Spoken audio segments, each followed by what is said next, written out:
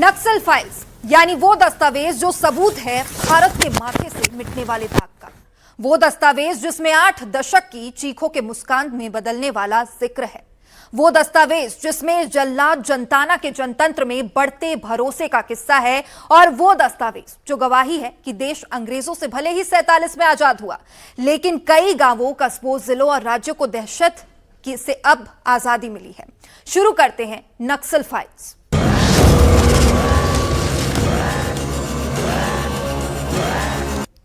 The end game, the भूजमार, the beginning, the ground zero. ये सिर्फ चैप्टर नहीं है, बल्कि हिस्ट्री का वो माइलस्टोन है जो बदलते हुए भारत को दिखाता है। सबसे पहले दिखाएंगे कैसे खत्म हुआ नक्सलवाद, देश की सबसे बड़ी समस्या से कैसे मिली निजात और कैसे सरकार के अटल फैसले ने इस दाग को धो दिया।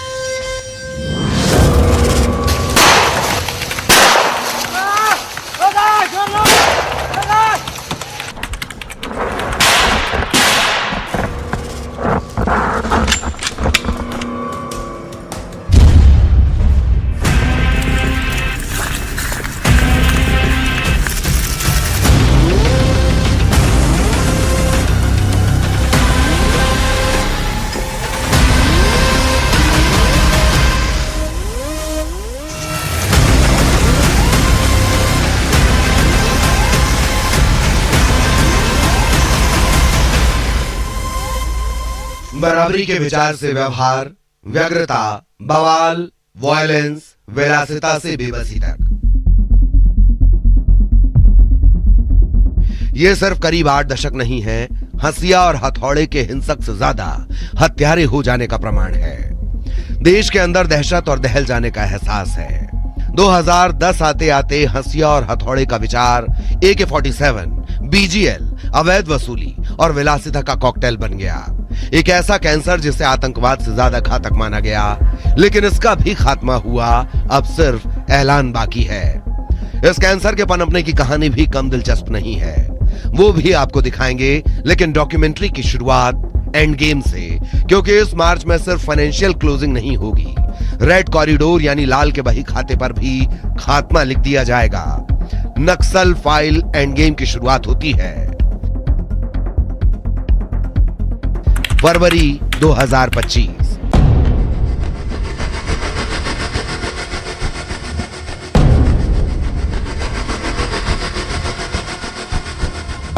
जब सरकार नक्सलवाद की डेडलाइन तय करती है और साफ करती है कि अब सीधे फुल स्टॉप लगाया जाएगा।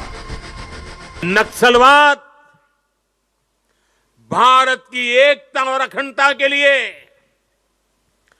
बहुत बड़ी चुनौती बन गया था। मुझे संतोष है कि बीते 10 साल के अथक प्रयासों से आज नक्सलवाद भी भारत में अपनी अंतिम सांसें गिन रहा है। इसके साथ ही साफ होने लगता है कि भारत के माथे का सबसे बदनुमा दाग साफ होने वाला है। तारीख के ऐलान को भले ही नक्सलियों ने हल्के में लिया हो, लेकिन एक्शन शुरू होते ही उनका भी कलेजा कांपने लगा।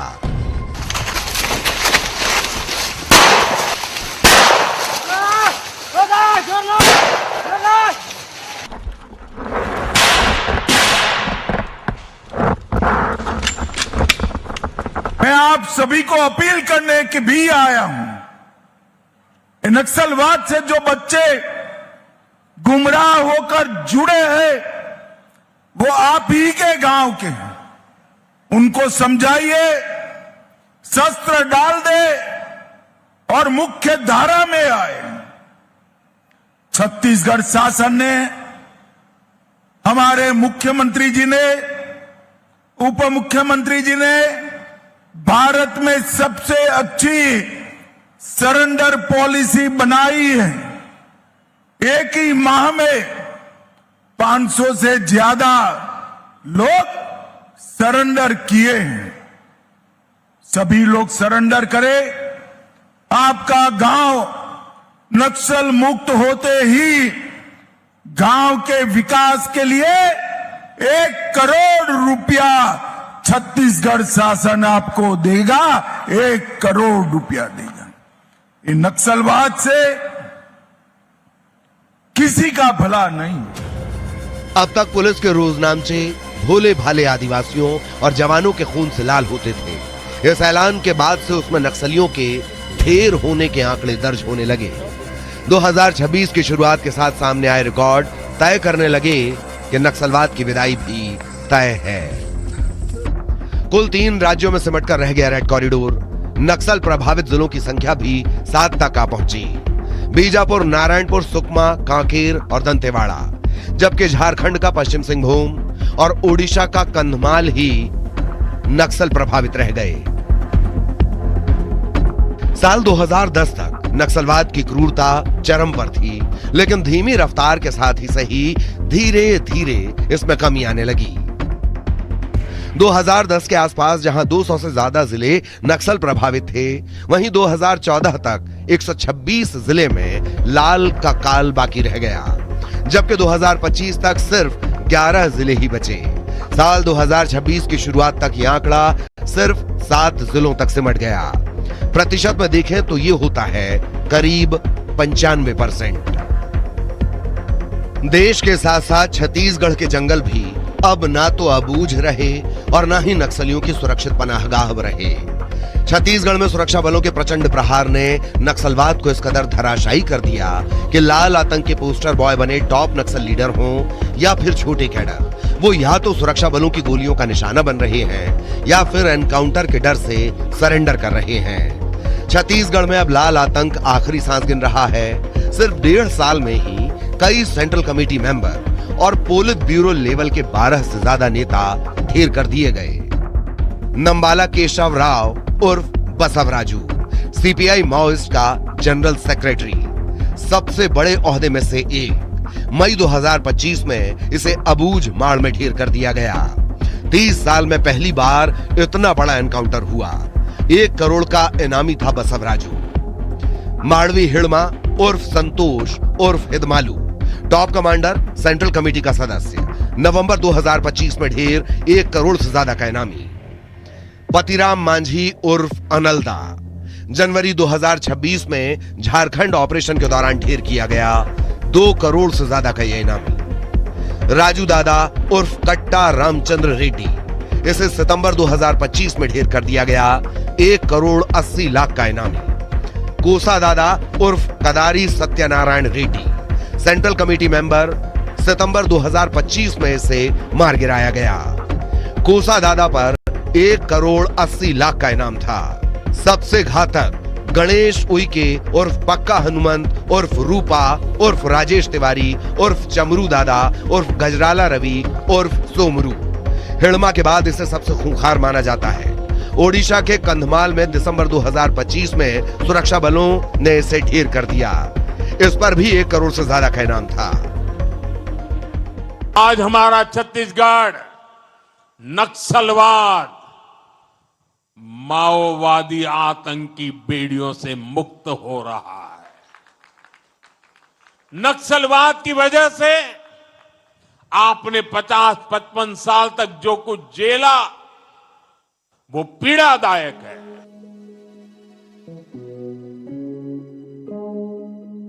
सुरक्षा के साथ साथ विकास के जरिए कभी नक्सलियों के गढ़ रहे इलाके को मुख्य धारा से जोड़ा जा रहा है। सरकार जानती है कि नक्सलवाद को खत्म करना ही काफी नहीं है, हर कोने में विकास पहुंचाना होगा, जिसके लिए कई योजनाएं चलाई जा रही हैं।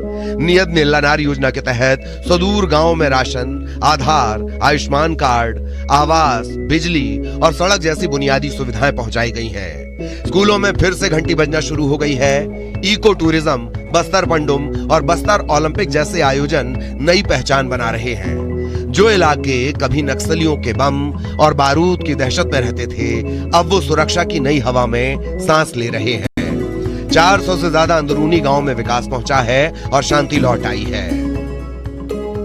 जब से हम लोग सरकार में आए हैं, तब से नक्सलवाद के खिलाफ में हमारे जवान बहुत साहस के साथ लड़ रहे हैं और केंद्र में भी हमारी सरकार है, उसका भी लाभ मिल रहा है। और माननीय प्रधानमंत्री जी और माननीय केंद्रीय गृह मंत्री जी का संकल्प है कि 31 मार्च 2026 तक नक्सलवाद को समाप्त करना, और हमारे जवान उत्साह के साथ लड़ रहे हैं, लगातार सफलता भी मिल रही है और अब नक्सलवाद अंतिम सांसें ले रहा है। बड़े बड़े जो माओवाद हैं सब न्यूट्रलाइज हुए हैं। तो वहीं मध्य प्रदेश ने नक्सलवाद मुक्त होकर इतिहास में नई इबारत ही लिख दी। माओवाद के दाग से मुक्त हुआ मध्य प्रदेश। मध्य प्रदेश में 13 हार्डकोर नक्सलियों का सरेंडर। कबीर, राकेश और दीपक जैसे मोस्ट वांटेड शामिल। 2025 में एमपी में 10 बड़े एनकाउंटर हुए, जिसमें 10 नक्सलियों को ढेर कर दिया गया। तो ये हमारा मंडला, बालाघाट, डिंडोरी पहले तो क्रमबद्ध रूप से हमारे सारे जिले एक के बाद एक उस लाल आतंक से मुक्त होते गए, और अब जाकर कल जब जीरो की स्थिति बनी तो ये बड़े सौभाग्य की बात भी है, और ये उन सबको सलाम भी है जिनने अपना बलिदान दिया। हमारे कई सारे जवानों ने, हमारे आम नागरिकों ने इसकी कीमत चुकाई है। इसलिए हमने कहा कि 1 साल के अंदर 10 दुर्दांत आतंकवादियों के समान या नक्सलाइटों को हमने ढेर किया मैदान में, और ये संदेश दिया कि आप अगर लड़ना चाहते हो तो हमारा पुलिस फोर्स आपसे निपटने में सक्षम है। 8 दशकों से ज्यादा की दहशत कल की बात होने को है। देश भले ही 15 अगस्त 1947 को आजाद हो गया, लेकिन यकीन मानिए नक्सलियों के गढ़ में गर्व से लहराता हुआ तिरंगा, शान, साहस, शौर्य से तने हुए सीने, खिलखिलाता हुआ बचपन, उम्मीदों से भरी जवानी, सुकून से जीता बुढ़ापा और जन गण मन की गूंज अब पहुंची है।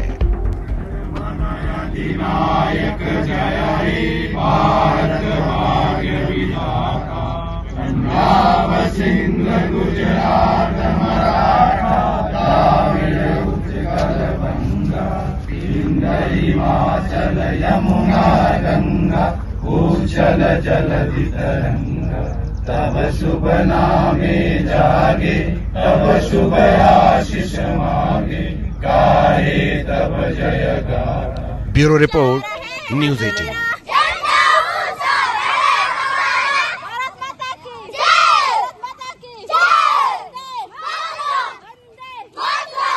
ऐलान, एक्शन, इम्प्लीमेंटेशन और क्रिएशन के बीच मैदान के हालात क्या हैं? लोगों का क्या कहना है? क्या जिस अविश्वास और भ्रम के सहारे 8 दशक अंधेरा रहा, वहां अब उम्मीद की रोशनी पहुंची है? नक्सल फाइल्स में इसी का लेखा जोखा।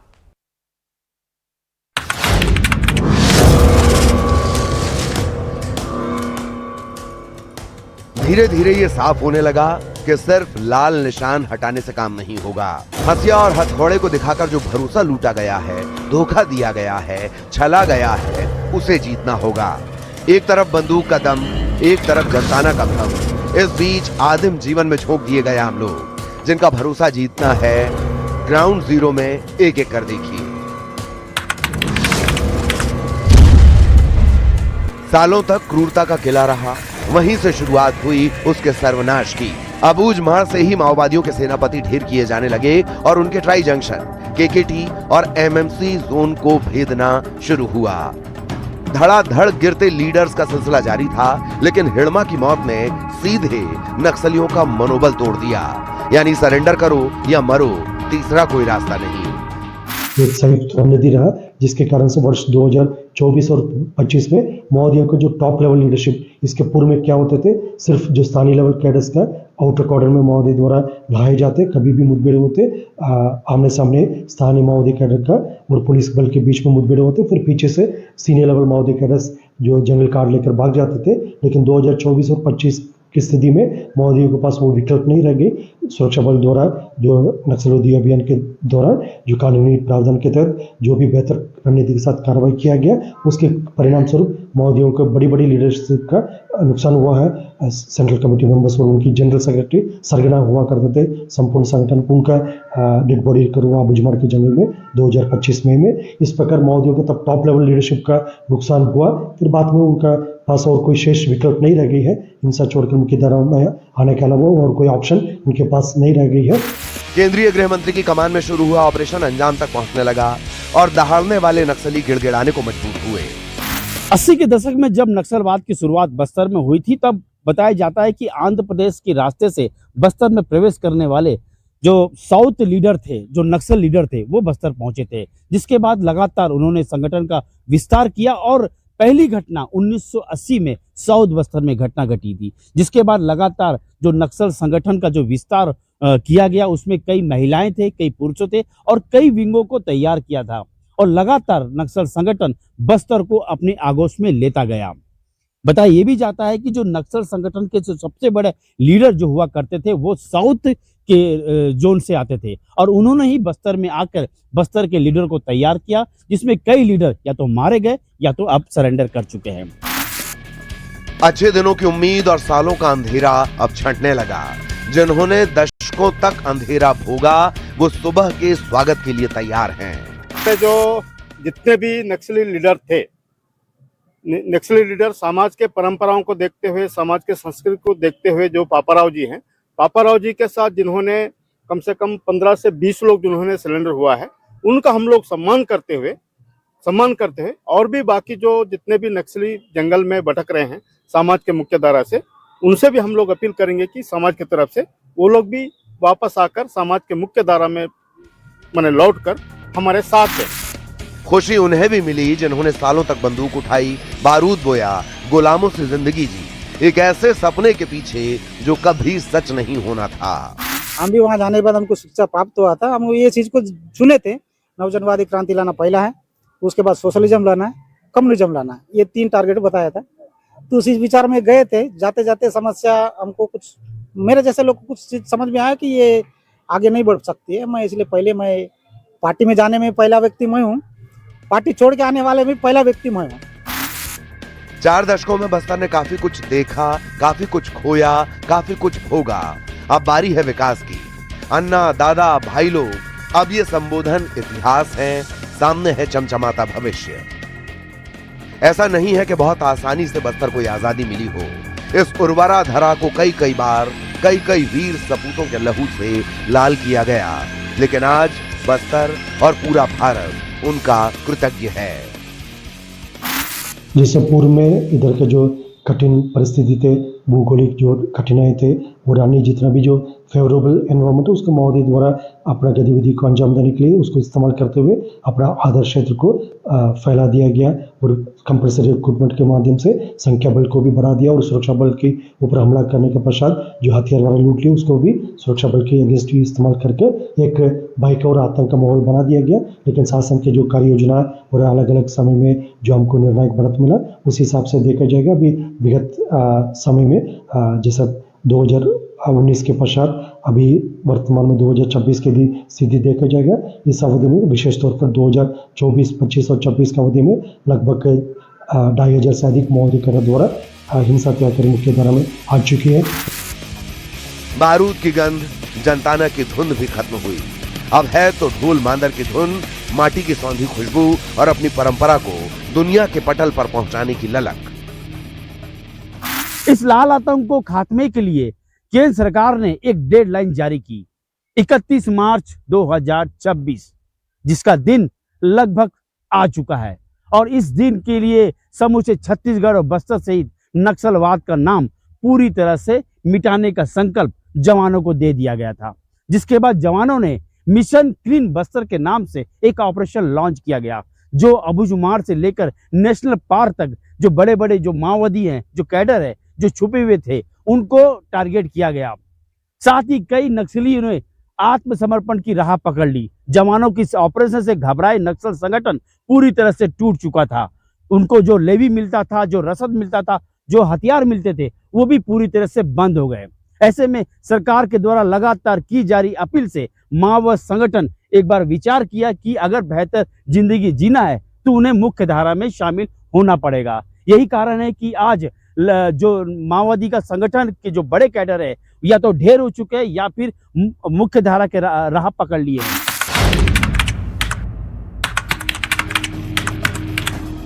कांकेर में क्रूरता के अध्याय की खात्मा रिपोर्ट की तारीख है ये। वैसे तो बहुत सी तारीखें हैं, लेकिन एक साथ नक्सल कमांडर शंकर राव और ललिता समेत 29 नक्सली ढेर किए गए। देखिए 16 अप्रैल 2025 को खेम नारायण ने क्या जानकारी दी थी। इस वक्त मैं मौजूद हूँ छीन खड़क के जंगल में। आप देख सकते हैं मेरे पीछे जवानों की ये जो दल बल है, वो जो जवान है वो अभी जंगल से जो है 3 नक्सलियों को ढेर करके यहाँ पर मौजूद हैं। आप देख सकते हैं ये 3 नक्सली हैं जिनको आज मुठभेड़ में ढेर किया गया है। और ये तमाम जो नक्सली जो हैं ये इस एरिया से जो है गरियाबंद एरिया की ओर जा रहे थे, जिसके बाद जो है पुलिस और नक्सलियों के बीच मुठभेड़ हुई। सर्चिंग सूचना के बाद जो है पुलिस बल जो है इनकी तलाश में यहाँ पर निकली हुई थी। धीरे धीरे जो नक्सली दहशत का पर्याय थे अब खुद खौफ के साए में जीने लगे। उन्हें समझ आ गया कि मावराज नहीं मौत तय है। अच्छे अच्छे सेनापति शव बन गए। तपती दोपहरी पसीने से तर खेम नारायण शर्मा सिर्फ जानकारी नहीं दे रहे थे, लाल इतिहास की विदाई और क्रूरता की क्लोजर रिपोर्ट पढ़ रहे थे।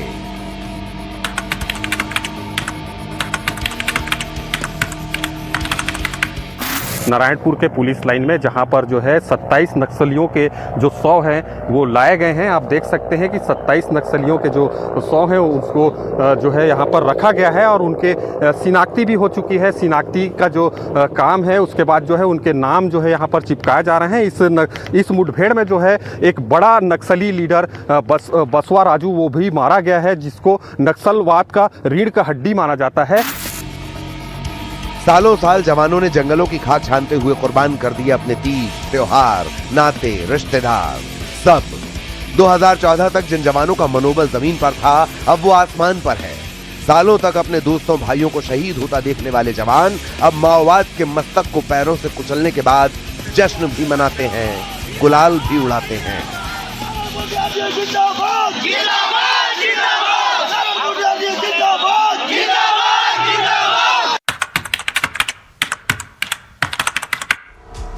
वो तारीख जब देश का दिल माओवाद के दाग से मुक्त हुआ। वैसे लंबे अरसे से एमपी का इस्तेमाल नक्सली स्लीप मोड में जाने के लिए करते थे, लेकिन आखिरी एसीएम रोहित उर्फ मंगलू और दीपक उर्फ सुधाकर ने हथियार डाल दिए। माओवाद से ये मुक्ति इतनी आसान नहीं थी। आखिरकार 35 साल बाद मध्य प्रदेश नक्सल मुक्त राज्य बना। 35 सालों में 38 पुलिसकर्मियों ने अपनी शहादत दी, 57 आम नागरिकों की भी जान गई। मध्य प्रदेश में साल 1990 में बालाघाट के थाना बिरसा में नक्सलियों के खिलाफ पहली एफआईआर दर्ज हुई थी। बाहुल्य जिला बालाघाट में लाल आतंक की गूंज सन 1990 में पहली बार सुनाई दी थी। हम आपको वह पहली एफआईआर दिखाने जा रहे हैं जो नक्सलियों और पुलिस के बीच फायरिंग हुई थी और उस फायरिंग के बाद नक्सली एनकाउंटर की एफआईआर बिरसा थाने में लिखी गई थी। ये हमारे पीछे आप देख सकते हैं, यह पहली एफआईआर है जो हाथों से लिखी हुई है और जिसमें बिरसा थाना में थाना प्रभारी के पद पे तैनात जो निरीक्षक थे उन्होंने लिखा था। कभी बंदूक के bore, breach, chamber, cylinder release, firing pin से खेलने वाले हाथ अब सिलाई मशीन की सुई, pressure foot, feed dogs, bobbin, thread और पिन से कमाल कर रहे हैं। बालाघाट पुलिस लाइन में चल रही स्किल ट्रेनिंग में हथियार छोड़ चुके नक्सली सिलाई सीख रहे हैं, वर्दी तैयार कर रहे हैं। कुछ का मन है हैवी व्हीकल ड्राइविंग सीखें। आपका क्या नाम है? राजाराम विश्वकर्मा। राजाराम, ये बताइए कि कितने यहाँ नक्सली हैं और उनको क्या क्या ट्रेनिंग आप दे रहे हैं? यहाँ 10 लोग ट्रेनिंग दे रहे हैं। 5 लड़के हैं और 5 लड़कियां हैं। श्रीमान पुलिस अधीक्षक महोदय जी का कहना है कि ये इतने आत्मरक्षक हो जाएं कि अपने जीवन में खुद अपने पैरों में खड़े होके समाज की मुख्य धारा में जुड़ के अपना रोजगार पेट पालन कर सकें। तो किस प्रकार की ट्रेनिंग, कैसा लग रहा है आपको जो भी ट्रेनिंग कर रहे हैं? क्या क्या सीख रहे हैं? कितना लग रहा है, कितना एक कर पा रहे हैं इसमें?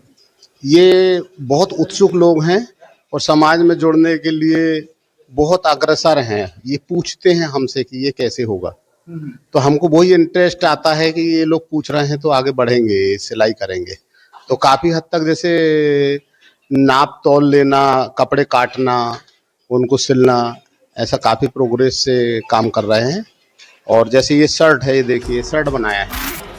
बालाघाट एसपी विस्तार से बताते हैं कि ट्रेनिंग सेंटर कैसे काम कर रहा है, आगे की क्या प्लानिंग है। और इन लोगों को हमने जब इनसे पूछा कि आप क्या चीज़ें हैं जो करना चाहते हैं भविष्य में, यदि आप मुख्य धारा में रहेंगे तो किस चीज़ों से आप क्या स्किल सीखना चाहते हैं, तो उसमें 2 चीज़ों की बड़ी प्रमुखता से मांग आई। एक तो रहा कि सर किसी भी हम शहर में रहते हैं तो वहाँ पर टेलरिंग या ड्रेस का काफ़ी ज़्यादा स्कोप रहता है, तो यदि हमें उन चीज़ों में चीज़ें आएंगी तो हम सीख पाएंगे। उसी में मुझे लगा कि एक महत्वपूर्ण चीज़ थी कि अभी हमारे यहाँ पर विशेष सहयोगी दस्ता की भर्ती हुई थी, जिसमें करीबन 1000 से ज़्यादा जवान थे जिनकी वर्दियाँ बननी थी।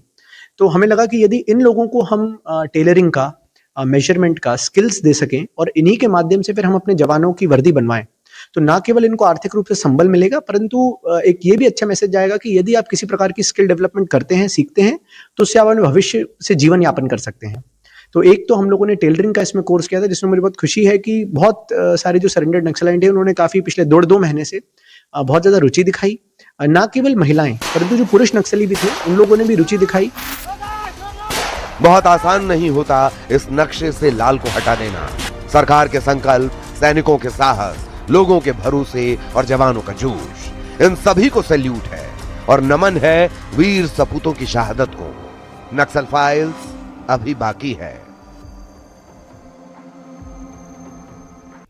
नक्सल फाइल्स जारी रहेगा। 8 दशक के कई आयाम अभी बाकी है। अभी बाकी है कैसे छद्म युद्ध ने कैसे कई बार जीत जाने का छल भी पैदा किया, कई बार जवानों का मनोबल तोड़ा, कई बार सरकारों को धोखा तक दिया, कई बार छल किया। बने रहिए न्यूज़ 18 के साथ।